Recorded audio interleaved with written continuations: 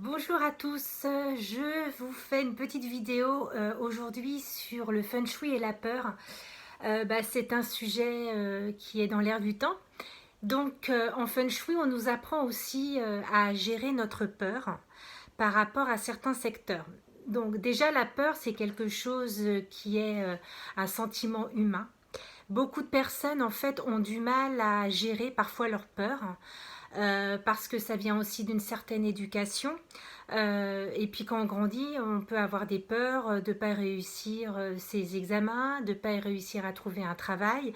Et puis en fait, on se rend compte que la vie est bien plus simple qu'elle n'y paraît et que parfois on se met déjà des barrières en émettant des peurs.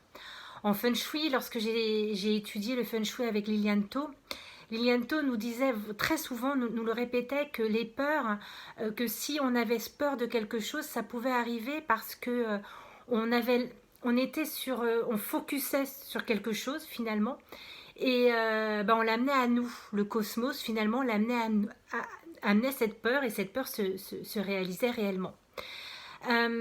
Avec elle, en fait, on a appris à gérer notre peur et puis à nous protéger aussi. C'est-à-dire que quand on va chez des clients ou dans des entreprises, on apprend aussi à ne pas être une éponge. Donc on nous a appris à faire des exercices de protection. Moi, c'est ce que j'appelle faire sa coquille.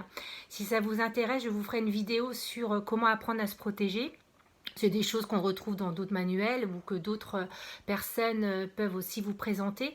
C'est juste vous montrer moi comment je me protège en fait au quotidien, parfois plusieurs fois par jour. Voilà. Elle nous a appris en fait aussi à comment gérer la peur chez nous. Comment faire que on soit plus dans un cocon de bien-être. Alors c'est vrai qu'en feng shui, il y a plusieurs secteurs. Il y a le secteur du travail, le secteur de la famille qui est l'Est, le centre de gravité qui est extrêmement important. Donc aujourd'hui, on nous parle beaucoup de la peur du coronavirus, la peur du lendemain, la peur de la crise, de perdre nos économies, comment on va se relever de cette situation. Donc déjà, je vous conseille faire un peu comme moi, c'est d'essayer de vivre au jour le jour, hein, de ne pas trop se poser de questions, parce que moi, la vie m'a déjà montré que ça ne se passe jamais comme on le pense, de toute façon.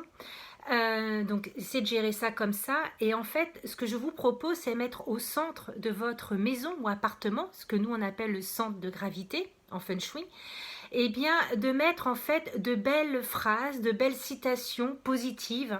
La vie est belle, ou faire des dessins. Si parmi vous vous avez des enfants ou vous aimez dessiner et peindre, mettre en fait représenter en fait des choses qui représentent en fait l'amour, le bien-être.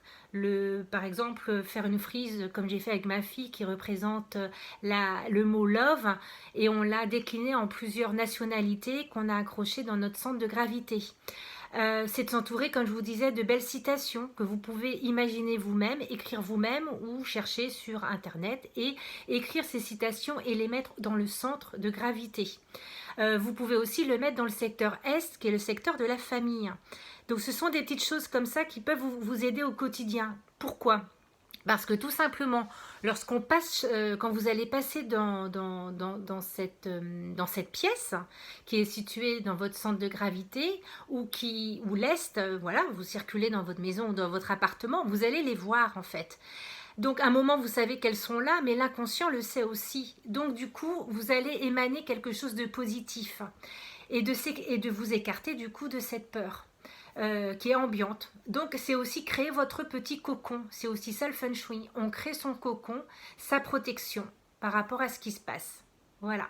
Si vous êtes intéressé, je vous invite à vous abonner sur ma chaîne Anaïg Feng Shui TV, YouTube. Je vais continuer à faire des vidéos parce que je vois que ça plaît beaucoup. Et puis moi aussi, ça me permet aussi d'expliquer un peu plus longuement ce que le Feng Shui peut vous apporter au quotidien.